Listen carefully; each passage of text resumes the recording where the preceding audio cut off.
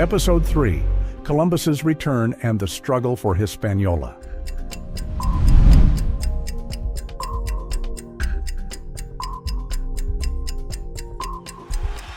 Upon Christopher Columbus's return to Spain, a wave of euphoria swept the country.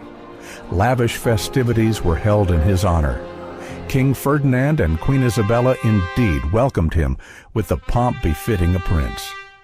In that era, news spread across Europe, and Spain in particular, of Columbus's discovery of a land where gold was extracted straight from the earth. Gold seemed to run the world.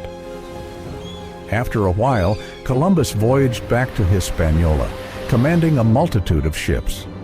He was accompanied by over 1,500 Spaniards, all enlisted to accrue gold. Yet, upon reaching Marianne, Columbus was stunned. Neither the Fort La Nativité nor the 30 Spanish sailors he had stationed there were anywhere to be found. Columbus was informed that soon after his sail to Spain, the Spanish sailors had pillaged the homes of the natives, stolen their entire gold supply, and sexually assaulted their women and young girls.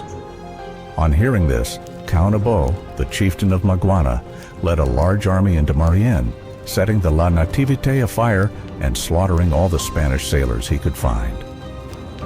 Upon learning of this, Columbus decided to withdraw further in. Accompanied by those Spaniards who had journeyed with him, Columbus left Marianne to reach areas near Monte Cris. Here, he unloaded animals he had brought with him, including pigs, goats, oxen, cows, horses, sheep, among others. It's important to mention that these animals were alien to the island at that time. Columbus's younger brother, Bartolome, who later established Santo Domingo in 1496, joined him on this second trip. When Columbus revealed plans of constructing a city named Isabel, the Spaniards opposed the project. They claimed they had not traveled to Hispaniola to establish colonies or construct cities. Their sole purpose was to mine gold, return to Spain, and luxuriate in noble splendor. From that day forward, Columbus began experiencing problems that would adversely impact the humble Indians. Caonabo, the chieftain of Maguana, was the first to comprehend the Spaniards' destructive greed. Eventually, he urged Guarionex, the chief of Magua, to side with him. However, the remaining chieftains, gripped by fear, refused to intervene.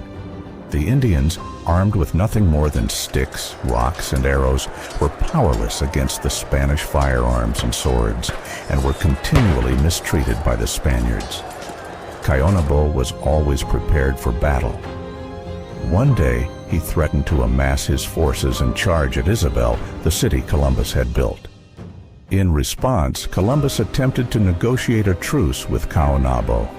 He sent Alfonso Ojeda, a Spaniard, with a variety of gifts. Among these gifts were handcuffs, which Ojeda convinced Caonabo were royal jewels. Naive Caonabo agreed to wear them, allowing Ojeda to secure him to a horse and imprison him in Isabel. A few months later, Caonabo was shipped to Spain. Sadly, the ship carrying Caonabo sank, resulting in his drowning. When the Indians discovered this, they named Caonabo's brother Massacre as their leader. Though blind in one eye, Massacre spearheaded a movement of 100,000 Indians, vowing revenge for his brother. The Indians were modest and pacific people, but when they reached La Vega Real, an area near Santiago, a mere 200 Spanish foot soldiers and 20 horse-riding soldiers managed to vanquish the 100,000 Indians. The Spaniards loosed ferocious dogs that slaughtered many of the Indians before the horsemen charged and attacked them. While numerous Indians managed to escape, there were some that stood frozen in fear, confusion inhibiting their next move. If initially the Spaniards had only incarcerated Caonabo using handcuffs, this time around they mercilessly massacred thousands of innocent Indians.